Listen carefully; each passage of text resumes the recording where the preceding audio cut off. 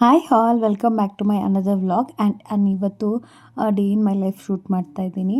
So ಇವತ್ತೇನು ಬೆಳಗ್ಗೆಯಿಂದ routine ಯಾವ ರೀತಿ ಇತ್ತು ಅಂತ ಶೇರ್ ಮಾಡ್ತಿದ್ದೀನಿ. ಹಾಗೆ ಇವತ್ತು ಬೆಳಗ್ಗೆ ಪೂಜೆ ಮಾಡೋಣ ಅಂತ ಇದ್ದೆ, ಬಟ್ ಪೀರಿಯಡ್ಸ್ ಆಗಿಬಿಟ್ಟೆ. ಸೊ ಆದ್ದರಿಂದ ಏನೂ ಮಾಡೋಕ್ಕಾಗಲಿಲ್ಲ. ಬಟ್ ತಿಂಡಿ ಆದರೂ ಮಾಡೋಣ ಅಂತ ಹೇಳಿ ಚಪಾತಿ ಮತ್ತು ಬಟಾಣಿ ಸಾಗು ಥರ ಇಲ್ಲ ಸಾಂಬಾರು ಥರ ಮಾಡೋಣ ಅಂತ ಹೇಳಿ ಮಾಡ್ತಿದ್ದೀನಿ. ಹಾಗೆ ನಿಮಗೆ ಈ ರೆಸಿಪಿ ಯಾವ ರೀತಿ ಮಾಡೋದು ಅಂತ ಶೇರ್ ಮಾಡ್ತಿದ್ದೀನಿ. ಒಂದು ಸಲ ಕಂಪ್ಲೀಟಾಗಿ ವಿಡಿಯೋ ನೋಡಿ. ಸೊ ನಿಮಗೆ ಒನ್ ಬೈ ಒನ್ ಎಕ್ಸ್ಪ್ಲೇನ್ ಮಾಡಿದ್ದೀನಿ, ಗೊತ್ತಾಗುತ್ತೆ. ಮಾಡೋದೆಲ್ಲ ಸೇಮ್ ಇದೇ ಥರನೇ ಇರುತ್ತೆ. ಕಡಲೆಕಾಳು ಸಾಂಬಾರು ಇದೇ ಥರನೇ ಮಾಡೋದು. ಹಾಗೆ ಅದಕ್ಕೆ ಮಸಾಲ ಏನಿದೆ ಅದು ರುಬ್ಕೊಂಡಿದ್ದೀನಿ. ಸೊ ಇದು ತುಂಬಾ ಈಸಿಯಾಗಿ ಬೇಗನೆ ಆಗಿಬಿಡುತ್ತೆ. ಮ್ಯಾಕ್ಸಿಮಮ್ ಒಂದು 10-15 ಮಿನಿಟ್ಸ್ ಆಗುತ್ತೆ ಅಷ್ಟೇ. ಇದು ಒಂದು ತೆಂಗಿನಕಾಯಿ ಒಂದು ಬಿಡಿಸಿಟ್ಕೊಂಡಿದ್ರೆ ಇನ್ನು ಬೇಗನೆ ಆಗುತ್ತೆ. ಸೊ ಕಾಳನ್ನು ಕೂಡ ಬಿಡಿಸಿ ಕೊಟ್ಟಿದ್ರು ಮಮ್ಮಿನೇ. ಆ್ಯಕ್ಚುಲಿ ನಾನು ಏನಂದರೆ ಈ ರೀತಿ ಕಾಳುಗಳು ತೊಗೊಂಡು ಬಂದರೆ ಬಿಡಿಸ್ಕೊಳ್ಳೋದೇ ನನಗೆ ಪ್ರಾಬ್ಲಮ್ಮು. ಟೈಮ್ ಇರೋಲ್ಲ. ಬಂದು ರಾತ್ರಿ ಬೇರೆ ಏನೋ ಕೆಲಸ ಮಾಡ್ಕೊಂಡು ತಿಂದು ಮಲ್ಕೊಳ್ಳೋದೇ ಸಾಕಾಗುತ್ತೆ. ಬಟ್ ಇವಾಗ ನಾನು ಮನೆಯಲ್ಲಿ ವರ್ಕ್ ಫ್ರಮ್ ಹೋಮ್ ಇರೋದ್ರಿಂದ ಮಮ್ಮಿ ಮನೆಗೆ ಹೋಗ್ತಿದ್ನಲ್ವ, ಅದಕ್ಕೆ ಮಮ್ಮಿನೇ ತೊಗೊಂಡು ಬಾ ಬಿಡಿಸ್ಕೊಡ್ತೀನಿ ಅಂತ ಹೇಳಿದ್ರು. ಸೊ ಅಮ್ಮಂದಿರೇ ನಮ್ಮ ಬಗ್ಗೆ ಜಾಸ್ತಿ ಯೋಚನೆ ಮಾಡೋದು ಎಲ್ಲ. ನಿಜವಾಗ್ಲೂ ನಮ್ಮ ಮಮ್ಮಿ ನನಗಿರೋದಕ್ಕೆ ತುಂಬಾ ಹೆಲ್ಪ್ ಆಗುತ್ತೆ ಆ ಥರದಲ್ಲೇ ಇರೋದಕ್ಕೆ. ಸೊ ಸ್ವಲ್ಪ ಹೆಲ್ಪ್ ಮಾಡ್ತಾರೆ ಇವಾಗ್ಲೂ. ಹಾಗೆ ಇದು ತುಂಬಾ ಈಸಿ. ಒಂದು ಸಲ ಈ ರೆಸಿಪಿನ ಹೇಳ್ಬಿಡ್ತೀನಿ. ರೆಸಿಪಿ ಮಾಡೋದಕ್ಕೆ ಮೇಯ್ನು ಒಂದು ಸ್ವಲ್ಪ ಆಯಿಲ್ ಹಾಕ್ಕೊಂಡಿದ್ದೀನಿ, ಹಾಗೆ ಸ್ವಲ್ಪ ಸಾಸಿವೆ ಹಾಕ್ಕೊಂಡಿದ್ದೀನಿ, ಹಾಗೆ ಒಂದು ಈರುಳ್ಳಿ, ಹಾಗೆ ಒಂದು ಟೊಮ್ಯಾಟೊ, ಹಾಗೆ ಒಂದು ಸ್ವಲ್ಪ ಆಲೂಗಡ್ಡೆ ಜಾಸ್ತಿನೇ ಹಾಕ್ಕೊಂಡಿದ್ದೀನಿ, ಯಾಕಂದರೆ ಬಟಾಣಿ ಜೊತೆ ಆಲೂಗಡ್ಡೆ ಇದ್ದರೆ ಚೆನ್ನಾಗಿರುತ್ತೆ ಅಂತ. ಹಾಗೆ ಒಂದೇ ಒಂದು ಗ್ರೀನ್ ಕಲರ್ ಬದನೆಕಾಯಿ ಇರುತ್ತಲ್ಲ, ಇಲ್ಲಿ ಕಾಣಿಸ್ತಿದೆಯಲ್ಲ ಅದು. ಸೊ ಒಂದೇ ಒಂದು ಬದನೆಕಾಯಿನ ಹಾಕ್ಕೊಂಡಿದ್ದೀನಿ. ಹಾಗೆ ನಾರ್ಮಲಾಗಿ ಸಾಸಿವೆ, ಕರಿಬೇವು ಸೊಪ್ಪು, ಈರುಳ್ಳಿ, ಟೊಮ್ಯಾಟೊ ಇದಿಷ್ಟು ತರಕಾರಿ ಏನಿದೆ ಅದನ್ನ ಹಾಕ್ಕೊಂಡು ಈ ರೀತಿ ಫ್ರೈ ಮಾಡ್ಕೊಳ್ಳೋದು.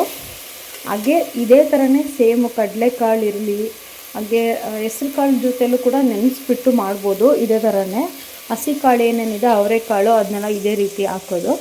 ನೆಕ್ಸ್ಟು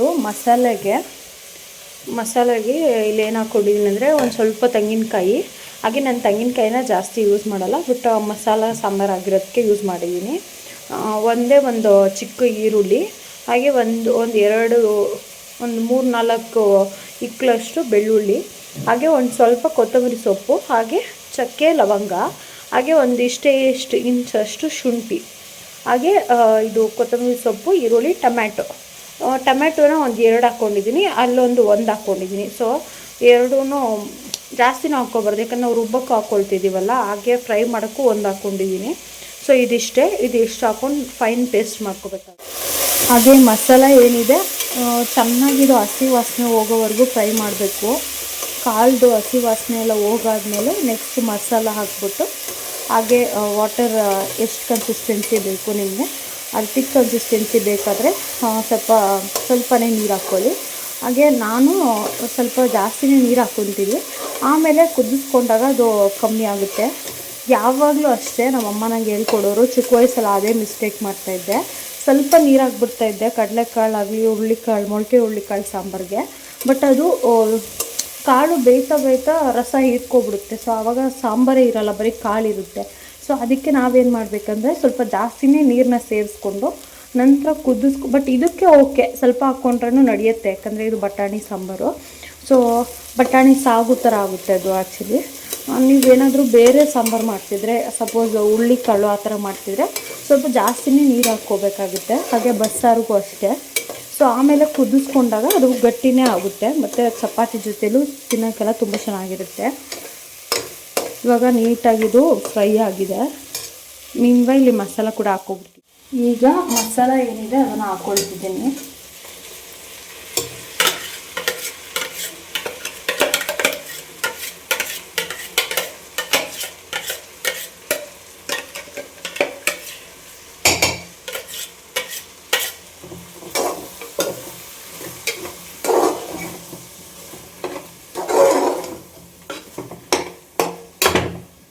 ಹಾಗೆ ಈ ಮಸಾಲ ಏನಿದೆಯಲ್ಲ ಅದು ಸ್ವಲ್ಪ ಹಸಿ ವಾಸನೆ ಹೋಗೋವರೆಗೂ ಒಂದು 2 ಮಿನಿಟ್ಸ್ ಅಷ್ಟೇ, 2 ಮಿನಿಟ್ಸ್ ಅಲ್ಲ, ಒಂದು 3-4 ಸೆಕೆಂಡ್ ಅಷ್ಟು ಚೆನ್ನಾಗಿ ಒಂದು ಸ್ವಲ್ಪ ಹಂಗೆ ಫ್ರೈ ಮಾಡ್ಕೋಬೇಕಾಗುತ್ತೆ. ಈ ಮಸಾಲದ ಹಸಿ ವಾಸನೆ ಎಲ್ಲ ಹೋಗೋ ನಂತರ ನೆಕ್ಸ್ಟು ಜಾರ್ ತೊಳೆದ್ಬಿಟ್ಟು ನೀರು ಹಾಕ್ಕೋಬೇಕಾಗುತ್ತೆ.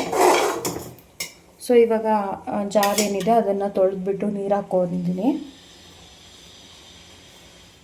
ಈಗ ನಾನು ಇಷ್ಟು ನೀರು ಅಂದರೆ ಇವಾಗ ನೋಡಿರ್ಬೋದು ಇದು ದೊಡ್ಡ ಜಾರು, ಸೊ ಅದ್ರ ಮುಕ್ಕಾಲು ಭಾಗದಷ್ಟು ನೀರು ಹಾಕ್ಕೋತಿದ್ದೀನಿ. ಯಾಕಂದರೆ ಸ್ವಲ್ಪ ಗಟ್ಟಿನೇ ಬೇಕಾಗುತ್ತೆ ಇದಕ್ಕೆ.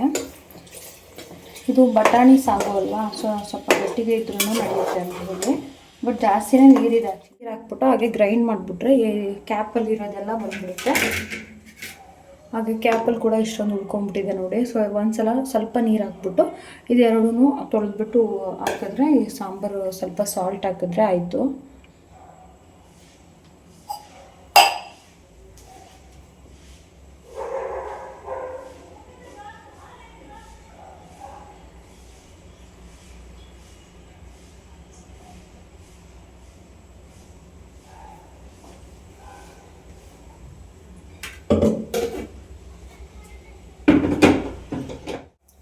ಈಗ ನೀವು ನೋಡ್ತಿರ್ಬೋದು ಜಾರಲ್ಲಿ ಇದ್ದಿದ್ದೆಲ್ಲ ಬಂದುಬಿಡ್ತು.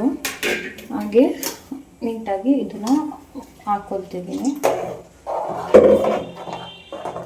ನೆಕ್ಸ್ಟು ಸಾಲ್ಟ್ನ ಹಾಕ್ಕೋಬೇಕಾಗತ್ತೆ. ಇವಾಗ ಸಾಲ್ಟ್ನ ಕೂಡ ಸೇರಿಸ್ಕೊಳ್ತಿದ್ದೀನಿ.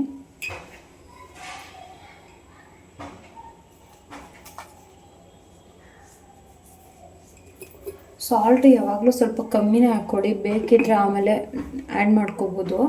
ಬಟ್ ಜಾಸ್ತಿ ಆಗಿಬಿಟ್ರೆ ಟೇಸ್ಟ್ ಕೆಟ್ಟೋಗ್ಬಿಡುತ್ತೆ. ಇವಾಗ ನೀವು ನೋಡ್ತಿರ್ಬೋದು ಇಷ್ಟು ಅಂದರೆ ತುಂಬ ನೀರು ಥರನೂ ಇಲ್ಲ, ಈ ಕನ್ಸಿಸ್ಟೆನ್ಸಿಗೆ ನೀರು ಹಾಕ್ಕೊಂಡಿದ್ದೀನಿ. ಸೊ ಒಂದು 2 ವಿಷಲ್ ಹಾಕಿ ತೆಕ್ಕೊಂಡ್ರೆ, ಇದು ಹಸಿ ಬಟಾಣಿ ಅಲ್ವಾ, ಒಂದು 2 ವಿಷಲ್ ಹಾಕಿದ್ರೇ ಸಾಕಾಗುತ್ತೆ. ಸೊ ಇವಾಗ ಇದನ್ನು ಒಂದು 2 ವಿಷಲ್ ಕೂಗಿಸ್ಕೊಂಡು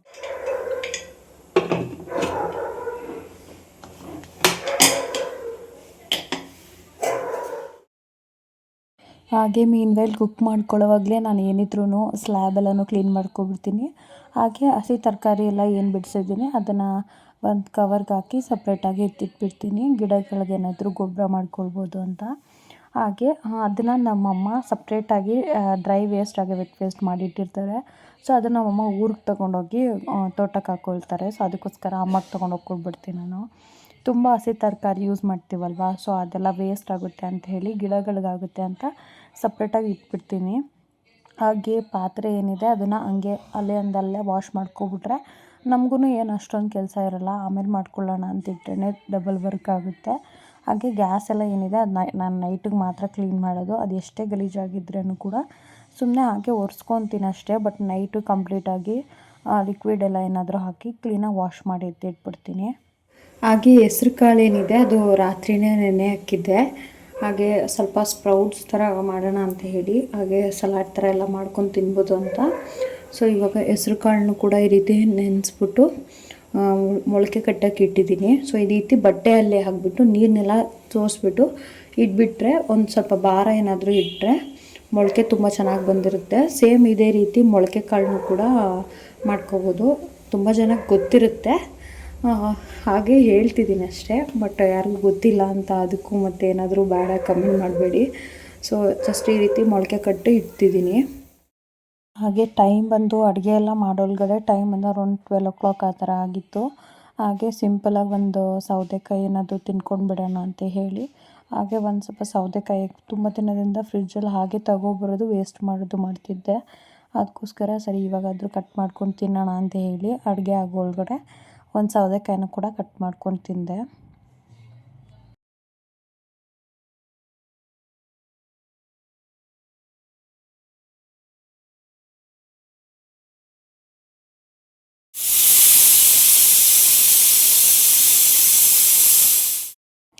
ಹಾಗೆ ಬೆಳಗ್ಗೆನೇ ಎದ್ದು ಮಿಷಿನ್ಗೆ ಬಟ್ಟೆಗಳೇನಾದರೂ ಇದ್ದರೆ ಹಾಕ್ಬಿಡ್ತೀನಿ. ಸೊ ದಟ್ ಅದು ಕೂಡ ಎಲ್ಲ ಮುಗಿದೋಗ್ಬಿಡುತ್ತೆ ಅಂತ. ಯಾಕಂದರೆ ನಮಗೆ ಟೈಮಿಂಗ್ಸ್ ವಾಟರ್ ಬರೋದ್ರಿಂದ ನಾನು ಬೆಳಗ್ಗೆನೇ ಏನಿದ್ರು ಬಟ್ಟೆ ಎಲ್ಲ ವಾಶ್ ಮಾಡ್ಕೋಬೇಕು. ಸೊ ಅದರಿಂದ ಬಟ್ಟೆ ಒಣ್ಗಾಕೋಕ್ಕೂ ನಮ್ಗೆ ಅಷ್ಟೊಂದು ಸ್ಪೇಸ್ ಇಲ್ಲ. ಸೊ ಮನೆ ಮುಂದೆನೇ ಈ ರೀತಿ ಒಣ್ಗಾಕೊತಿದ್ದೀನಿ. ಆದ್ದರಿಂದ ಕ್ಲಿಪ್ಸ್ ಎಲ್ಲ ಏನೂ ಬೇಕಾಗಿಲ್ಲ. ಸೊ ಜಸ್ಟ್ ಡೈಲಿ ಏನು ಬಟ್ಟೆಗಳು ಹಾಕ್ಕೊತೀನಿ ಆ ಬಟ್ಟೆಗಳನ್ನ ಇಲ್ಲೇ ಮನೆ ಮುಂದೆ ಒಣ್ಗಾಕ್ಕೊಳ್ತಿದ್ದೀನಿ.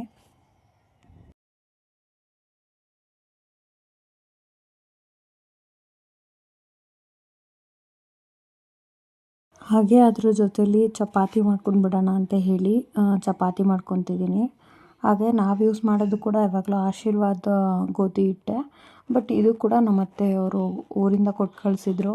ಸುಮ್ಮನೆ ಯಾಕೆ ವೇಸ್ಟ್ ಮಾಡೋದು ಅಂತ ಹೇಳಿ ಫ್ರೀಝರಲ್ಲಿತ್ತು. ಸೊ ಅದಕ್ಕೆ ಇದನ್ನೇ ಫಸ್ಟ್ ಖಾಲಿ ಮಾಡೋಣ ಅಂತೇಳಿ ಇದನ್ನೇ ಯೂಸ್ ಮಾಡ್ತಿದ್ದೀನಿ. ನಾವು ಮನೇಲಿ ಚಪಾತಿ ಎಲ್ಲ ಮಾಡೋದು ತುಂಬಾ ರೇರ್ ಆಗಿಬಿಟ್ಟಿದೆ. ಸೊ ರೈಸ್ ಆದರೆ ಸ್ವಲ್ಪ ಬೇಗ ಆಗುತ್ತೆ ಅಂತ ಹೇಳಿ ಬರೀ ರೈಸ್ ತಿನ್ನೋದು ಹಿಂಗೆ ಹಾಗೆಯೇ ನಾವು ತುಂಬ ವೆಯ್ಟ್ ಗೇನ್ ಆಗಿಬಿಟ್ಟಿದ್ದೀವಿ. ಸೊ ಅದಕ್ಕೆ ಅಟ್ಲೀಸ್ಟ್ ಇನ್ಮೇಲೆ ಚಪಾತಿ ಹಾಗೆ ಸ್ವಲ್ಪ ಆಯಿಲೆಲ್ಲ ಕಮ್ಮಿ ಯೂಸ್ ಮಾಡೋಣ ಅಂತ ಅಂದ್ಕೊಳ್ತಾ ಇದ್ದೀನಿ. ನೋಡೋಣ ಎಷ್ಟು ದಿನ ಆಗುತ್ತೆ ಅಂತ. ಬಟ್ ಏನು ಮಾಡೋದು, ನಾವು ಡಯಟ್ ಮಾಡಬೇಕು ಅಂತ ಅಂದ್ಕೊಂಡಾಗಲೇ ಏನಾದರೂ ಕ್ರೇವಿಂಗ್ ಸ್ಟಾರ್ಟ್ ಆಗಿಬಿಡುತ್ತೆ. ನೋಡೋಣ ಇನ್ಮೇಲೆ ಆದಷ್ಟು ಆಯಿಲೆಲ್ಲ ಹಾಕದೆ ಫುಡ್ನ ತಿನ್ನಬೇಕು ಅಂತ ಅಂದ್ಕೊಂಡಿದ್ದೀನಿ. ನಾನು ಕಂಪ್ಲೀಟಾಗಿ ಊಟ ಬಿಡೋಕ್ಕಾಗಲ್ಲ, ಬಟ್ ಅದರಲ್ಲಿ ಪೋರ್ಷನ್ ಕಂಟ್ರೋಲ್ ಮಾಡಬೇಕು ಅಂತ ಅಂದ್ಕೊಂಡಿದ್ದೀನಿ. ಸೊ ಹಾಗೆ ಚಪಾತಿ ಹಿಟ್ಟಿಗೆ ಸ್ವಲ್ಪ ಸಾಲ್ಟ್ ಹಾಕ್ಕೊಂಡು ಹಾಗೆ ಎಣ್ಣೆ ಏನು ಹಾಕ್ಕೊಳ್ದೆ ನೀಟಾಗಿ ಚಪಾತಿ ಹಿಟ್ಟನ್ನ ಕಲಿಸ್ಕೋಬೇಕಾಗುತ್ತೆ. ಎಲ್ಲರಿಗೂ ಗೊತ್ತಿರುತ್ತೆ. ಮನಸ್ಸಲ್ಲಿ ಏನಾದರೂ ಒಂದು ಸ್ವಲ್ಪ ಕೊರಗಿತ್ತಂತ ಹೇಳಿದ್ರೆ ಆಟೋಮೆಟಿಕ್ಕು ಮನುಷ್ಯ ಸಣ್ಣ ಆಗ್ತಾನೆ. ಹಾಗೆ ಮನಸ್ಸಲ್ಲಿ ಒಂದು ಸ್ವಲ್ಪ ಖುಷಿಯಾಗಿರ್ತೀವಿ ಅನ್ನೋ ಟೈಮಲ್ಲಿ ವೆಯ್ಟ್ ಗೇನ್ ಆಗ್ತಾನೆ. ಯಾಕಂದರೆ ಏನೂ ಚಿಂತೆ ಇರಲ್ಲ. ಇದು ನನ್ನ ಪ್ರಕಾರ. ಬಟ್ ತಿಂದ್ರೇ ಸಣ್ಣ ಆಗ್ತೀವಿ ಅನ್ನೋದೊಂದು ಎಲ್ಲ ಮಿತ್ ಅನಿಸುತ್ತೆ. ಮುಂಚೆನೂ ನಾವು ಊಟ ತಿಂತಿರ್ತಿದ್ವಿ, ಆವಾಗ ಸಣ್ಣನೇ ಇದ್ದೆ. ಬಟ್ ಇವಾಗ ನಾವು ಒಂದು ಸ್ವಲ್ಪ ಖುಷಿಯಾಗಿದ್ದೀವಿ ಅನ್ನೋ ಅರ್ಥಕ್ಕೆ ದಪ್ಪಾಗಿದ್ದೀನಿ ಅನ್ನೋದೊಂದು ನನ್ನ ಪ್ರಕಾರ. ಆ್ಯಕ್ಚುಲಿ ಮುಂಚೆ ನಾನು ಎಷ್ಟು ತಿಂದ್ರೂ ಜಂಕ್ ಫುಡ್ ಕೂಡ ನಾನು ತಿಂತಾನೇ ಇದ್ದೆ. ಬಟ್ ಆವಾಗ ನಾನು ವೆಯ್ಟ್ ಗೇನ್ ಆಗ್ತಿರಲಿಲ್ಲ. ಸೊ ನೋಡೋಣ, ಇನ್ನು ಮುಂದೆ ನೋಡೋಣ. ಫುಡ್ ಕಂಟ್ರೋಲ್ ಮಾಡಿ ನೋಡ್ತೀನಿ ಎಷ್ಟು ವೆಯ್ಟ್ ಲಾಸ್ ಆಗ್ತೀನಿ ಅನ್ನೋದನ್ನ ನಿಮ್ಮೊಟ್ಟಿಗೆ ಶೇರ್ ಮಾಡ್ತೀನಿ. ಹಾಗೆ ಇದ್ರ ಜೊತೆ ಎಕ್ಸಸೈಸ್ ಕೂಡ ಮಾಡಬೇಕಾಗುತ್ತೆ. ಸುಮ್ಮನೆ ಅಂತೂ ಸಣ್ಣ ಆಗೋಕ್ಕಾಗಲ್ಲ. ಫುಡ್ ಕಂಟ್ರೋಲ್ ಕೂಡ ಮಾಡ್ಕೋಬೇಕು. ಹಾಗೆ ಸ್ವಲ್ಪ ವಾಕಿಂಗ್ ಎಕ್ಸಸೈಸ್ ಇದ್ರೇ ಸ್ವಲ್ಪ ವೆಯ್ಟ್ ಲಾಸ್. ಹಾಗೆ ಸಾಂಬಾರು ಏನಿದೆ ಅದು 2 ವಿಷಲ್ ತೆಗೆದ್ಮೇಲೆ ಸ್ವಲ್ಪ ಹೊತ್ತು ಒಂದು 10 ನಿಮಿಷ ಮಟ್ಟಿಗೆ ಕುದಿಸ್ಕೊಂಡ್ರೆ ಸಾಂಬಾರು ಸ್ವಲ್ಪ ತಿಕ್ ಕನ್ಸಿಸ್ಟೆನ್ಸಿಗೆ ಬರುತ್ತೆ. ಹಾಗೆ ಚಪಾತಿ ಜೊತೆ ದೋಸೆ ಜೊತೆ ಕೂಡ ತಿನ್ಬೋದು.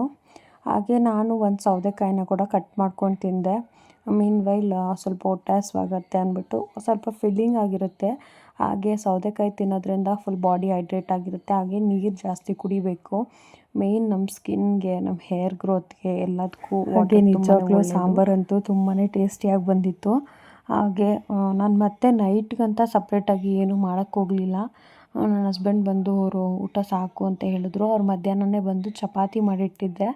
ಹಾಗೆ ಫುಲ್ಕಾ ಚಪಾತಿ ಥರ ಮಾಡಿದ್ದೆ, ಆಯಿಲ್ ಏನೂ ಹಾಕಿದೆ ಇವತ್ತು. ಹಾಗೆ ನಂಗೆ ನಿಜವಾಗ್ಲೂ ಇವತ್ತು ಕೂಡ ಪರ್ಫೆಕ್ಟಾಗಿ ರೌಂಡಾಗಿ ಚಪಾತಿ ಮಾಡೋಕ್ಕೆ ಬರೋಲ್ಲ. ಎಲ್ಲರೂ ಯಾವ ರೀತಿ ಮಾಡ್ತಾರೋ ಆ ರೀತಿ ಬರೋಲ್ಲ. ಬಟ್ ನಾನು ಇನ್ನೂ ಕಲಿತಿದ್ದೀನಿ. ನಂದು ಕೂಡ ನೀಟಾಗಿ ರೌಂಡ್ ಶೇಪಲ್ಲಂತೂ ಚಪಾತಿ ಮಾಡಲಿಕ್ಕೆ ಬರೋಲ್ಲ. ಬಟ್ ಆದಷ್ಟು ರೌಂಡಾಗಿ ಮಾಡೋದಕ್ಕೆ ಟ್ರೈ ಮಾಡ್ತೀನಿ. ಬಟ್ ಮುಂಚೆಗೆ ಹೋಲಿಸ್ಕೊಂಡ್ರೆ ಇವಾಗ ಸ್ವಲ್ಪ ಚಪಾತಿ ಮಾಡೋಕ್ಕೆ ಚೆನ್ನಾಗಿ ಕಲ್ತಿದ್ದೀನಿ ಅಂತ ನಮ್ಮ ಡ್ಯಾಡಿ ಹೇಳ್ತಿರ್ತಾರೆ. ಮುಂಚೆ ಎಲ್ಲ ನಾನು ಆಲ್ಮೋಸ್ಟ್ ನಾನು 7th ಸ್ಟ್ಯಾಂಡರ್ಡಲ್ಲಿ ಇದ್ದಾಗಿಂದ ನಮ್ಮ ಡ್ಯಾಡಿಗೆ ಶುಗರ್ ಇದೆ, ಓಕೆನಾ. ಸೊ ಆವಾಗಿಂದ ನಾನು ಚಪಾತಿ ಮಾಡ್ತಿದ್ದೆ. ನಮ್ಮ ಡ್ಯಾಡಿಗೆ ಅರೌಂಡ್ ನೈಟ್ 12 o'clock ಆ ಥರ ಬರೋರು. ನೈಟ್ ಆ ಟೈಮಲ್ಲೇ ಎದ್ದು ನಾನು ಮೇ ಬಿ ನಾನು 6th 5th ಅಡುಗೆ ಮಾಡೋದು ಕಲ್ತ್ಕೊಂಡಿದ್ದು. ಅದಕ್ಕೂ ಮುಂಚೆ ನಮ್ಮ ಅಣ್ಣ ಮಾಡ್ತಿದ್ದ. ಹಾಗೆ ಅದಾದಮೇಲೆ ನಾನು ಮಾಡೋಕ್ಕೆ ಸ್ಟಾರ್ಟ್ ಮಾಡಿದೆ. ಸೊ 5th ಸ್ಟ್ಯಾಂಡರ್ಡಲ್ಲೇ ನಾನು ರೈಸ್ಗೆ ಇಡೋದು ಅಂತ ಕಲ್ತಿದ್ದು. ಅಲ್ಲಿವರೆಗೂ ನಾನು ಕೂಡ ಟೀ ಅಂಥದ್ದೆಲ್ಲ ಮಾಡ್ತಿದ್ದೆ. ಬಟ್ ಗ್ಯಾಸ್ ಹಚ್ಚೋಕ್ಕೂ ಭಯಪಡ್ತಿದ್ದೆ. ಆಮೇಲೆ ಹಾಗೆ ಚಪಾತಿ ಮಾಡೋದನ್ನ ಕಲ್ತಿದ್ದೆ. ಬಟ್ ಹಿಟ್ಟೆಲ್ಲ ಮೆತ್ಕೊಂಡ್ಬಿಡೋದು, ಹಾಗೆ ಹಿಟ್ಟೆಲ್ಲ ಚಪಾತಿನ ನೀಟಾಗಿ ಬೇಯಿಸ್ತಿರ್ಲಿಲ್ಲ. ತುಂಬ ಸಲ ಹೊಟ್ಟೆನೂ ಕೂಡ ಒದ್ದಿದ್ದುಂಟು. ಬಟ್ ಇವಾಗ ಸ್ವಲ್ಪ ಚಪಾತಿ ಮಾಡೋದನ್ನ ಕಲ್ತ್ಕೊಂಡಿದ್ದೀನಿ ಅಂತ ನಮ್ಮ ಡ್ಯಾಡಿ ಹೇಳ್ತಿರ್ತಾರೆ. ಹಾಗೆ ನನಗೆ ಅಂತ 1 ಚಪಾತಿ ಮತ್ತು ನನ್ನ ಹಸ್ಬೆಂಡ್ಗೆ ಅಂತ ಒಂದು 3 ಚಪಾತಿ ಮಧ್ಯಾಹ್ನ ಅವ್ರು ಊಟಕ್ಕೆ ಬರ್ತಾರೆ ಅಂತ ಹೇಳಿ ಮಧ್ಯಾಹ್ನನೇ ಮಾಡಿಟ್ಬಿಟ್ಟು ನಾನು ನಂತರ ನಮ್ಮ ಮಮ್ಮಿ ಮನೆಗೆ ಹೋಗಬೇಕಾಗಿತ್ತು. ಸೊ ಅದಕ್ಕೆ ಬೇಗ ಮಾಡ್ತಿದ್ದೆ. ಹಾಗೆ ಚಪಾತಿಗೆ ಸ್ವಲ್ಪನೂ ಆಯಿಲ್ ಹಾಕದೆ ಮಾಡ್ತಿದ್ದೀನಿ. ಹಾಗೆ ನನ್ನ ಹಸ್ಬೆಂಡ್ಗೆ ಮಾತ್ರ ಸ್ವಲ್ಪ ಆಯಿಲ್ ಹಾಕ್ಬಿಟ್ಟು ಮಾಡಿಟ್ಬಿಟ್ಟು ಹೋದೆ. ಮೇ ಬಿ ಅವ್ರಿಗೆ ಇಷ್ಟ ಆಗುತ್ತೋ ಇಲ್ವೋ ಅಂತ ಹೇಳಿ. ಹಾಗೆ ನಾನು ಮಧ್ಯಾಹ್ನದ ಊಟಕ್ಕೆ 1 ಚಪಾತಿ ಹಾಗೆ ಸ್ವಲ್ಪ ಬಟಾಣಿ ಸಾಂಬಾರು ಹಾಕ್ಕೊಂಡು ತಿಂದ್ಬಿಟ್ಟು ಹಾಗೆ 1 ಸೌತೆಕಾಯಿ ತಿಂದ್ಬಿಟ್ಟು ಹೋದೆ.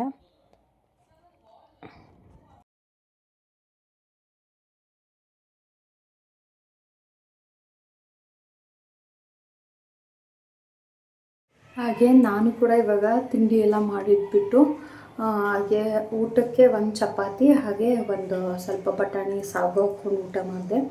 ಐ ಮೀನ್ ಬ್ರೇಕ್ಫಾಸ್ಟ್ನೇ ಇವಾಗ ತಿಂದಿದ್ದು. ಹಾಗೆ ಇವಾಗ ನಾನು ನಮ್ಮ ಮಮ್ಮಿ ಮನೆಗೆ ಹೊರಡಬೇಕು. ಸೊ ಅದಕ್ಕೆ ಇವಾಗ ರೆಡಿಯಾಗಾಯಿತು. ಸೊ ಇವಾಗ ನೆಕ್ಸ್ಟು ಅಲ್ಲಿ ಹೋದ್ಮೇಲೆ ವ್ಲಾಗ್ನ ಕಂಟಿನ್ಯೂ ಮಾಡ್ತೀನಿ.